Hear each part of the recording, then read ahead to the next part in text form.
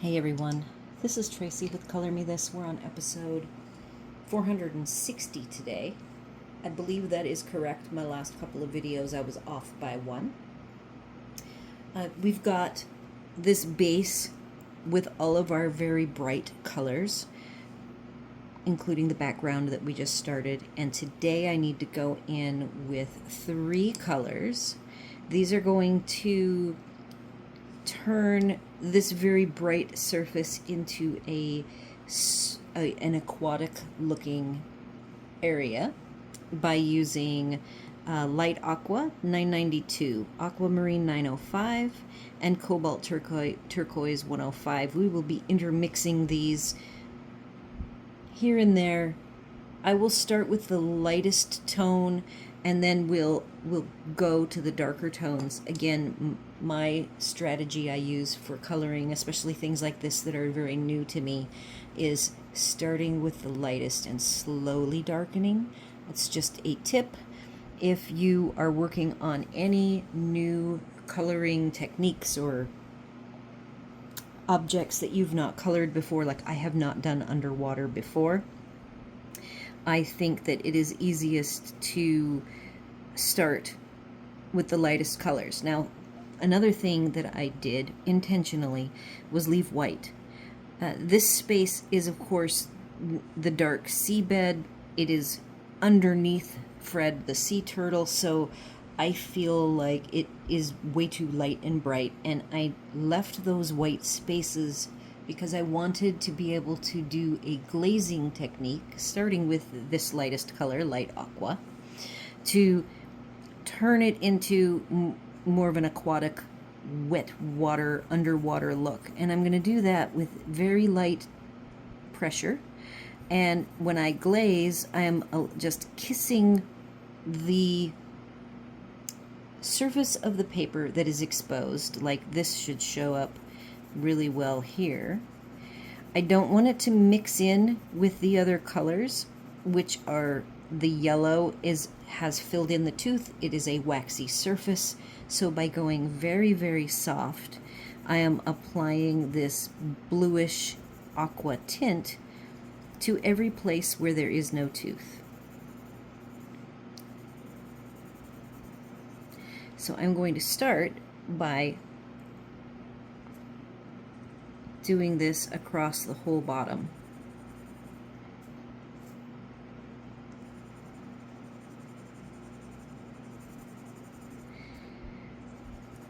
And I believe in earlier videos I might have alluded to the fact that there was a thing that I was going to do with those whites, that I didn't want all of the white to be exposed.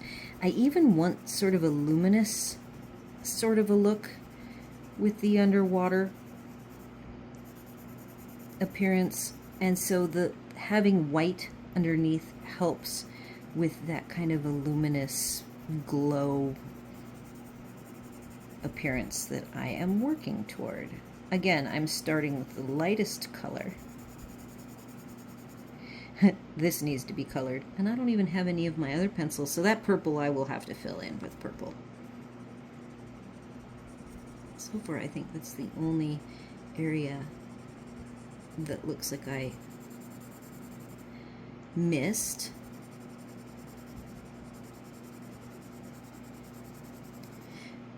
This is actually a week where this is my 3rd video. My goal is to try to do 3 to 4 videos a week, and I have been failing miserably. Just having so many life changes going on right now with diet and exercise for me. Everything is going very well on that front. I did, if you all know what an A1C test is, when you are on, I was an insulin-dependent diabetic, and for years I always had as a goal to not push the boundaries, and the doctors don't want you to get below 7. 7 is a target for an insulin-dependent diabetic, 6.9, 7.0, and I averaged anywhere between over all the years. I was not diabetic until my spine injury. Before that, I couldn't take medication. Metformin and I don't get along, so I was just a diet controlled pre-diabetic with my numbers well under 7 for many, many years. Always knowing that I could use diet if I really had wanted to buckle down and be disciplined, that I could control my diabetic numbers or my sugar numbers by strictly eating, and I never did that, but I could have. So that's what I have done now. I've worked on my level of fitness post-surgery. I love the aqua on this yellow. That gives it a lovely aquatic glow that I'm after. As I continue, now that I have touched most of the surface, those aren't even colored. I'll get those colored. The little pom-poms, there's 2 of them. So my last A1C in May was 7.3, and I just did my A1C, and through diet and exercise and supplementation. I will say that another thing I've never done is supplemented. I have learned I cannot, a multivitamin, and the reason why I probably never did like supplementing is because maybe it's the B, the 2 vitamins I cannot take is a multivitamin. I don't know what it is about them. So I bought a B complex, can't take B complex, so I'm thinking it's the B in my multivitamins that makes me extremely nauseated, out of control nausea, that even I have some nausea medication for a condition that I have. That's one of the many reasons why I did this whole journey to begin with, and that is really strong nausea medicine, and it does not stop this extreme queasiness that happens. So I have found a chewable multi that I can take 1/4 of and not get queasy. So supplementing was never my thing, and I have now successfully implemented a strategy that includes nutrition and exercise and limiting sugars and carbs. So I do eat keto, and my blood sugar, I just had it tested. See, so I hope you guys are seeing the aquatic coming out, the undersea look to these very vibrant colors. I mean, I really love the bright colors for coloring, because I do like bright colors in general, but I still want them to be knocked back to look tinted aqua colored, tropical watercolored specifically. And I don't mind horizontal lines. That's why I'm going horizontally, so that it kind of has a flowy look to it. All right, so I still haven't told you my A1C. 5.8, which is 2 points into the pre-diabetic zone. I started my journey on June 11th, I think, and I had my A1C on September 4th, 3 days early of the full 90-day. So I am anticipating that when I do this again at my next regular interval of testing, that I am 100% positive I will be out of the diabetic range. And that is very exciting to me. I have managed to come up with a whole bunch of recipes that give me my crunch for chips, the chocolate. I just use a high, cocoa percentage of 72% or higher, and I minimally eat it. I have now passed that first 90 days, so I'm a little more lenient on my carb intake. I make my own croutons out of keto bread, which the first 60 days I didn't eat anything that wasn't handmade by me. So now I allow a few dirty keto, they call it, where you are buying processed food. Everything else is not processed. So it's all about nutrition and macros. I'm older, so my exercise, I have to be really careful. I am very fit, but I get very tired. And so I have to have my recovery days. I only do what's called high intensity interval training once a week. I do Zumba dancing in the pool once a week, and do 2 other days in the pool. I do 2 days of strength training, resistance strength training, using like foam weights in the water. These are all instructor led. I am probably the most fit person in the pool, I would say. And here and there we might have a visitor come who's very fit, but you know, this is all very casual. So the pressure is on my own. I put my own pressure on. It's more about fun and getting out in the water and in the sun every day. And then of course you guys all know I'm a bike rider, and so I ride the bike. I'm going to purposefully add some darks. All right, so there's my toning down of the coral features to look like it's in water.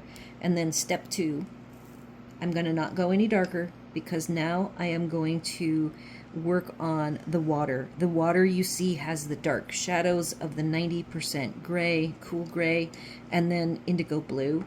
And now I want to add the aquatic color. I'm starting instead with the darkest, which is 105 cobalt turquoise. There's even one darker I noticed I didn't bring over, and that's the peacock blue. And so I am going to start getting some green striations, aqua green, in these darks. I am also doing horizontal lines. I'm going to allow some of these darker lines to come across here and there,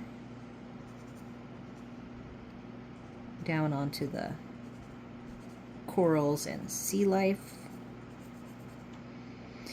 This is one of the more time-consuming details that we'll see if I want to do this all in front of you so you can see the transition fully into looking like water, or if I might take it offline. I also want to have some aquatic colors come across on Fred, but not strong, so I'm going to be carefully placing them. And this is where I might, as I fill in the white space with this same 90% cool gray, followed by the indigo blue, not glue, topped by these aqua colors. I may want to do some of this offline, but I want to do it enough so that you can see exactly what the technique is in case you want to replicate. Okay, so now I've got some streaky aqua colors. I still want this blue has to turn more tropical seawater, so I am going to change my technique from this more casual streaking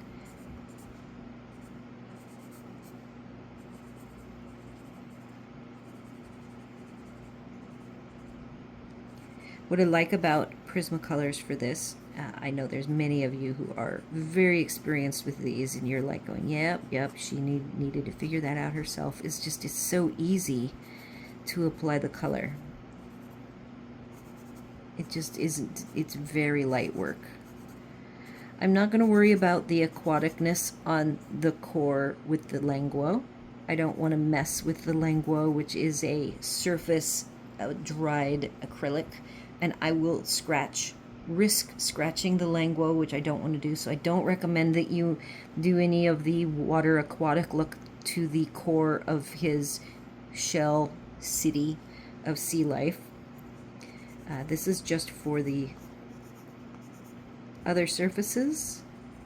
And then I don't know yet when I do the fish. All these little white fishes are going to be colored, probably quite simply, nothing too elaborate, and I may or may not go over them with little hints of the blue-green color. So now I'm going into the shadows. I've got some streaky. I can still play with the streaks. I am now covering the gray that almost looks black with an overlay of this darkest tealy color. Cobalt turquoise is what it is. So now we're getting very close. There's this is glazing, but at some point there's a little bit of tooth left. I am like covering the tooth and a little bit of the gray. There's some mixing of or burnishing of the colors together.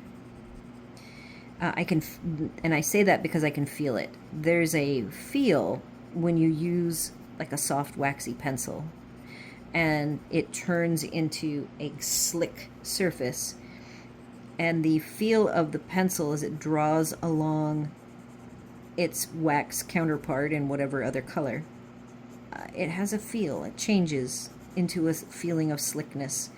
I am slowly allowing that to happen, but I'm not going hard. This is still completely light pressure. I'm observing the color changes and wanting to be careful when I get to that burnished point. These areas right here, there's a purple and one of these sponges right here and another, and you can see how dark that has become as I've worked that area, because his flipper fin is covering those elements. So I'm also kind of going in and doing some extension of the darks around the rest of the fin. I'm keeping myself far enough away for you guys. Hub just walked in, so I'm going to pause a sec. I am back. I'm going to grab the rest of the pen so I can fix the purple. It's so cute, the cat and Dad. When Dad comes home from working on the trail, he feeds Lucky his second breakfast. I just started splitting the breakfast in half so that Dad can feed him.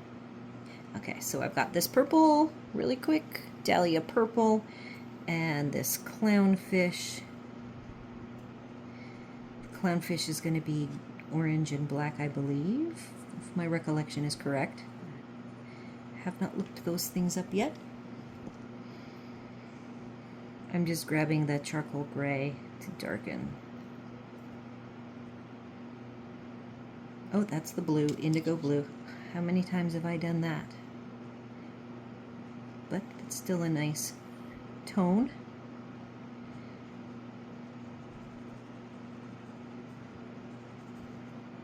See all these little darkenings? The nice thing about this is my project, and I can spend as much time as I want darkening and detailing. That can just all happen at the end, and I could work on it for years if I wanted. Okay, back to working with the cobalt turquoise. So basically I had to stop the filming so that the cat and Hub could have this very elaborate conversation with the cat encouraging him to hurry up, hurry up, hurry up. It was so cute. And then normally he would feed them in here with me, and since I'm coloring, he fed him outside. So every day at around noon, this happens. And it's just so, it's the cutest thing to see. Okay, so that was the darkest color. I'm now switching to what's called Aquamarine 905 to add some lighter tones. And I don't want it to be really smooth. I do want it to be variable. Everywhere there's some tooth is an opportunity for me to lightly glaze and get some of this aquamarine to quote-unquote stick to the tooth. And because I am not very carefully going dark to light, I want to commingle these colors so that it looks a little more realistic. And I'm just slowly knocking back that indigo color into a more aquatic teal color. This particular indigo blue is a really lovely backdrop shadow tone of water because it does have a lot of dark green in it. So there's this space right here. You can see I am going dark to lighter like an ombre effect, and I'm going to try to maintain that same look when I get to the lightest color, which is the aqua. Isn't that what it's called? Light aqua.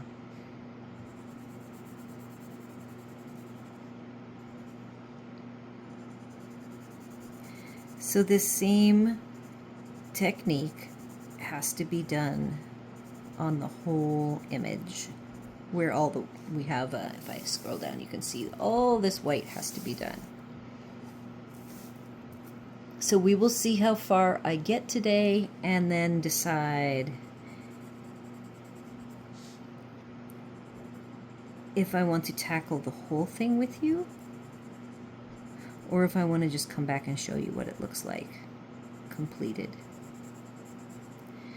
But once I do this bottom part, which is the darkest, now I am going ahead and adding some of this little bit pop of the brighter color in the very dark shadows. Watching as I go. Don't forget to look, don't get absorbed in one little area. Be sure to like look at the whole thing periodically and see how your building of colors is working for you.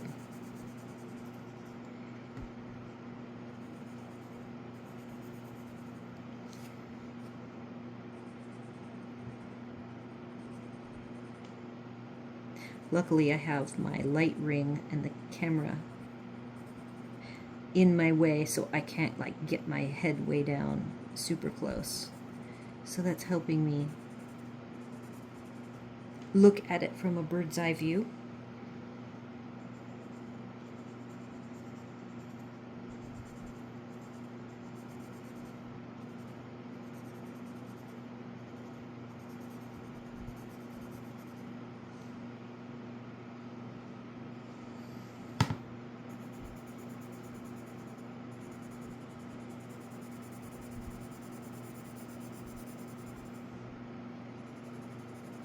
Again, very light pressure. You know, I could even move my fingers back. If you have a problem with these pencils, if you're using Prismacolor or any soft pencil, and you're finding when your hand is this close, it makes too many streaks and you want to be softer, you can just move your hand back. And that will help lighten the pressure.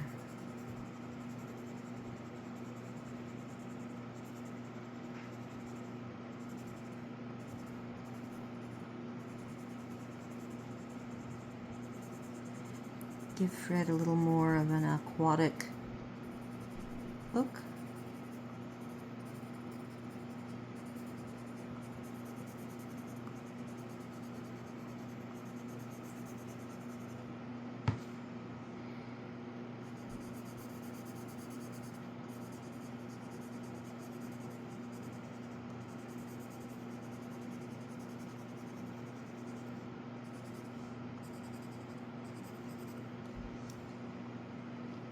I've got the lightest color that I want to just do a light layer for the lightest colors.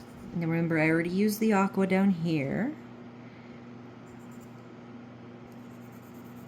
So now I'm going to hit this area that has a little bit of a distance glow.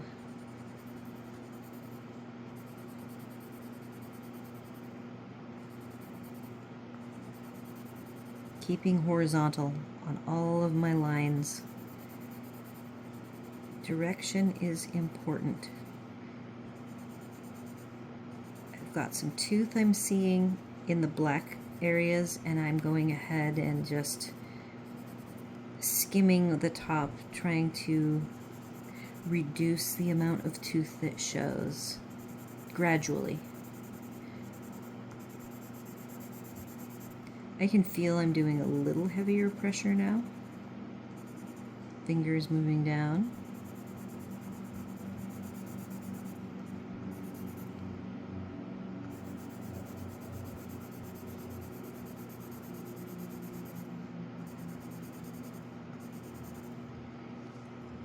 I'm liking that.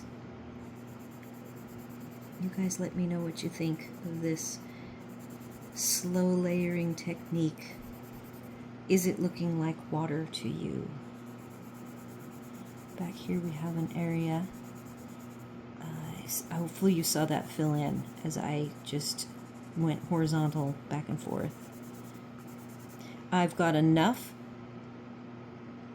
pigment down on these that I don't really have to be very careful anymore, because this is going to skim over the top and hardly any of it will stick. I do have to be careful around the fish though.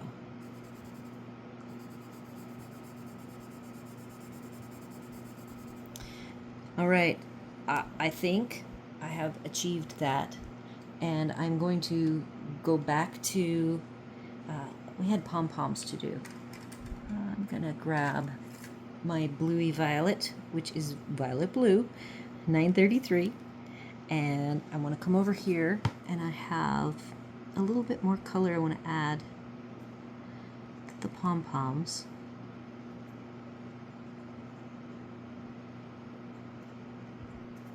I'm just adding some color here to the shadow, as designated by the little vertical lines that Kerby put in as the artist, telling me that there's some shadows.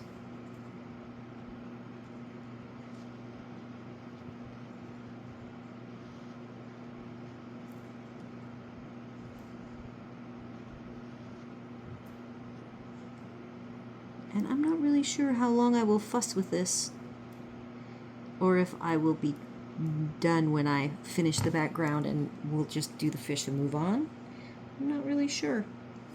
Okay, so there's that. I said I was going to pick up the gray. Here's the gray. And I do have over on this side, these are going to be just some muted colors.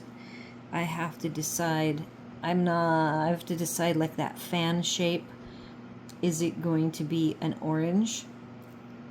Is that going to be a teal? Maybe I'll just do a process of elimination. So I think, oh, that's probably his shell.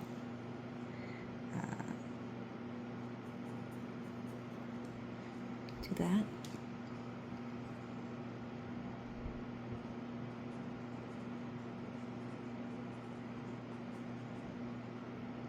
I'm actually not following my strict rules. I do think that this is a little brain.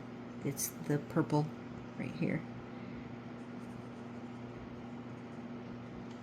Let's go ahead and just finish this off while we've got my pencils here nearby. I'm looking for what's called magenta, which is the darkest. That's brown.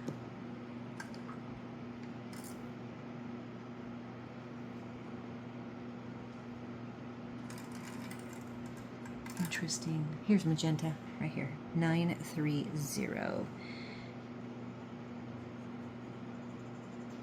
Following the shape of the lines here. We will mute this all with our aquatic colors you just watched me play with. Mineral orange, 1033.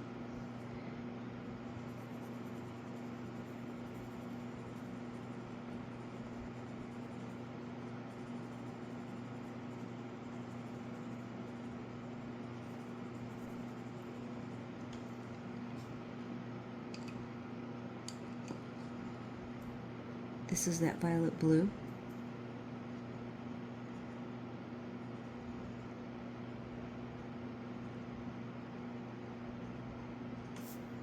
And cobalt turquoise. Cobalt turquoise 105. And I think I'm going to leave that just like that for the moment. His shell is probably too bright, but I will darken that in a bit, and we're going to come back here with that 90% cool gray 1067.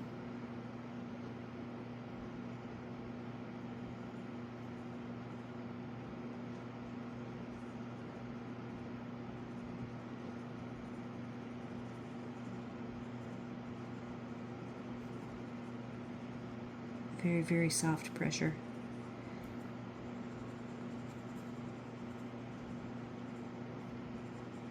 Scrumbling little ovals.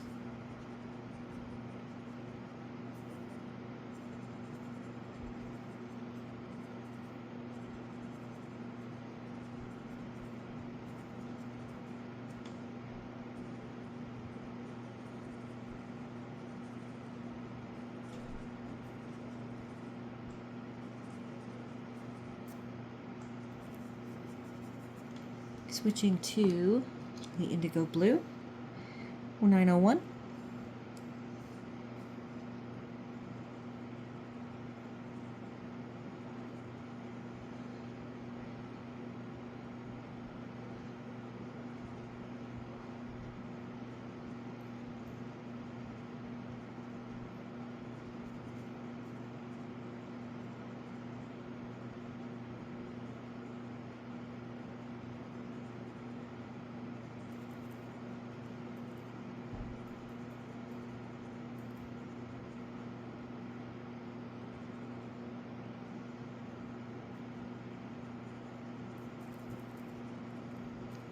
And staying pretty light here because I don't know how dark I want this upper portion to be.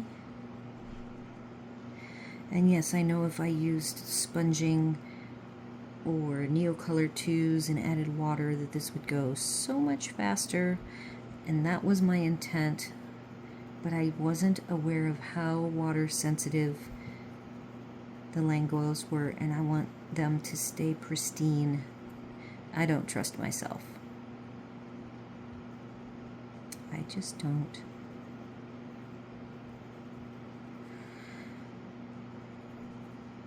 So I'm going to do some, this is all light back here, but around the edges I want to be darker.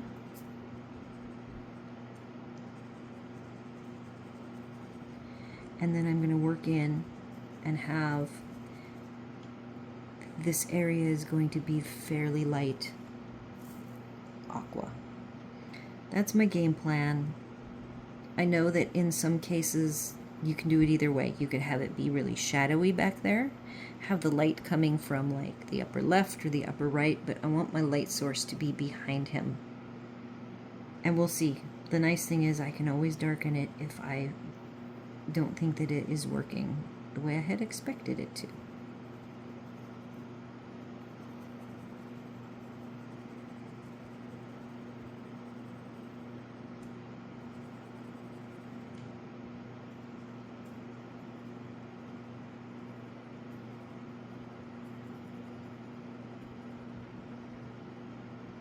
So we will just see how far we get.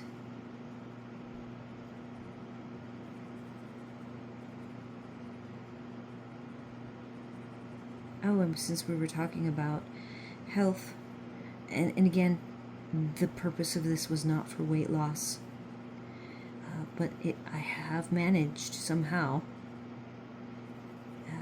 I think I've lost 15 pounds now, but it doesn't really look like weight loss. I'm still wearing the same size clothes, but everything is in different, my shape is changing, so that's very interesting. But this ring right here, is a ring I have had. It's my mom's wedding ring. She divorced from my dad. I was only a baby. So she has the engagement part of the ring, and she gave this to me ages ago, and it has never fit me. So I had lost enough weight here in the first few years of being here that I started wearing my original wedding ring, which is like a really fat, wide gold band that we got in Hawaii to commemorate our honeymoon. And that had not fit me, forever. But this ring, I don't even know if it's a 7 for a size. It might be a 6 3/4 or something like that. And I put it on the other day, and it actually fits. And it's way more comfortable than my wedding band. I actually don't. Though I made jewelry for years, I don't really wear it very much. I kind of wear the same thing every day. All right, so that's that side roughed in. I'm not even going to put any shadow behind his head, because at this point, as I come up here, I want behind him to be light. I'm sticking more with horizontal, loose ovals, super light pressure. Notice how far my hand is back from the tip. And I hope I'm not causing blurring now that I look up at the thing and my knuckle is fully engaged right in the middle of the screen, and that causes my lens to, or the focus to flicker. It gets confused.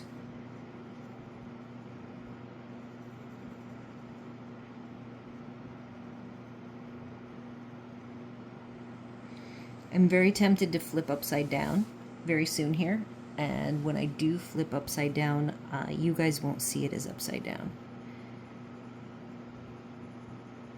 You'll see the pencil coming in from the wrong angle, and that's how you will know I have flipped it. Okay, so right here next to these lovely lettuce-looking greens will be the lightest.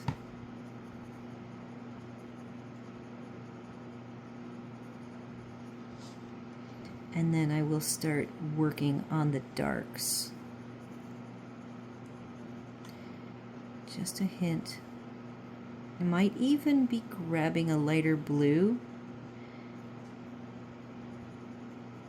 which I don't have out, because see how hard it is for me to make it somewhat smooth. So I'll probably shift to a light blue, even more bluish tinted than the light aqua.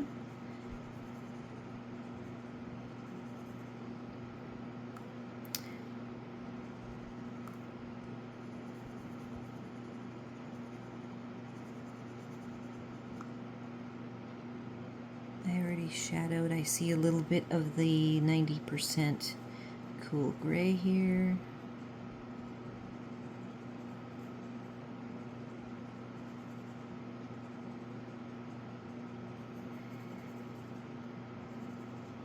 So again, this is layer upon layer. There's this thing called the ugly stage that pencil artists talk about. When you're first starting your layering, and it will go through this really weird, awkward looking ugliness, and you just have to keep at it and don't let it intimidate you or make you think it's going to not be right.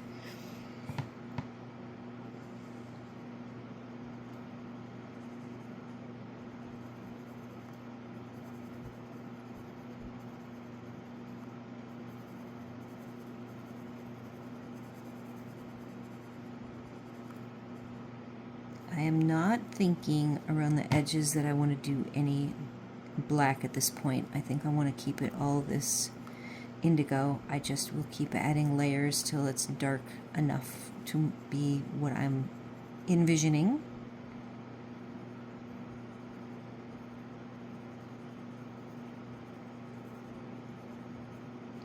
I have one possible technique that I want to do. Some of the samples of this page, which there's lots of them all over on Pinterest and Instagram, is when people take the water, whatever water technique they're using, like the Neocolor tools or watercolor, and they kind of add some swirling, or they add sun rays peeking through. And I have that in the back of mind. There's a little bit of pink there.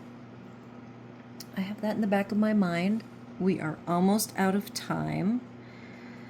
I will for sure come back for at least one more episode.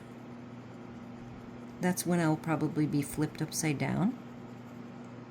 We are going to keep going until we hit the 45-minute mark.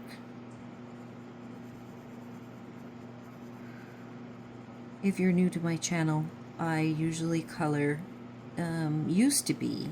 It all started with needing to help my back, and I would finish exercise, and Hub would finish his working on the trail, which is his thing that he likes to do for his exercise. And then when he goes and takes a nap in the afternoon, I would color. And I bought a book. I bought Small Victories, and I decided I was going to share that journey with you guys. That book is completed. I finished it in March of this year, and every single page is fully documented. If not the whole page, at least a portion of it. I do give myself homework if I feel there's a lot of repetition.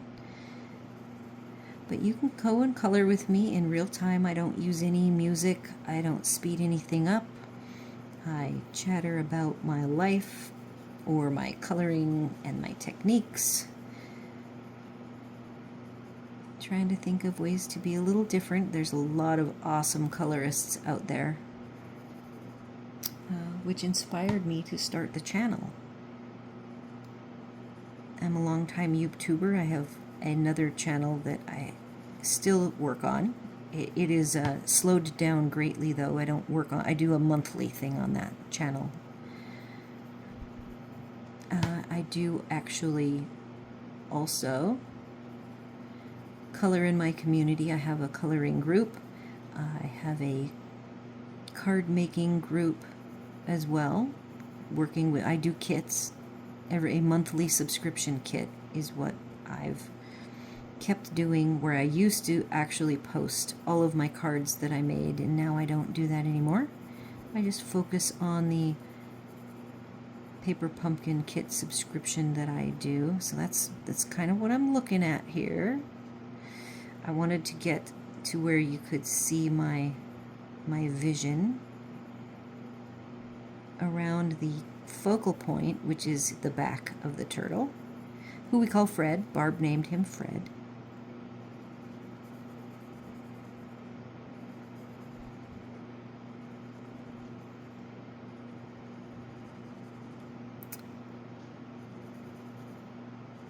So if you are just joining me, welcome, and welcome back if you are returning. Lots and lots of content. I think my other channel has well over 700 videos, because that's how many I posted back in the day. And then this channel has 400. And I started vlogging this channel not really knowing what the goals were, and the main thing I knew I wanted for my sanity was episode numbers, so that I could more easily track where I was at in my journey. And that has worked really well. So you can see this is where we're at along the side, and I'll have to come in here and I could do, like, the ombre could be ebb and flow. I could make some rays. I can also come back with a kneaded eraser and lighten anything up in whatever shape I decide to go with. So there's all sorts of things we're embarking on here, which we will be hitting on the next episode. We will explore. And it's possible, if I keep it pretty simple, maybe I can do the whole thing with you guys. It did not take me long to get this side started. The fish will all have, little shadows. If it's a faraway fish, these two fish have little detail, I'm just coloring right over them and maybe adding some shadow. I think that about wraps it up for the day. I hope you will join me for continuing the background. We're getting very close to having our Fred the sea turtle. He is a hawksbill sea turtle, by the way. I colored him with a couple of photos of real hawksbill sea turtles. There's even a link. I didn't know with the copyright rules if I could actually embed a photo in my community tab, but you can go look at that image and then just look up hawksbill and you'll see all sorts of options. Like that might be a little dark, but I'll share with you my cleanup strategy for that. So that's it for the day. Do all of the YouTube things, like, share, comment, consider subscribing. Everybody take care, and I'll see you on the next one.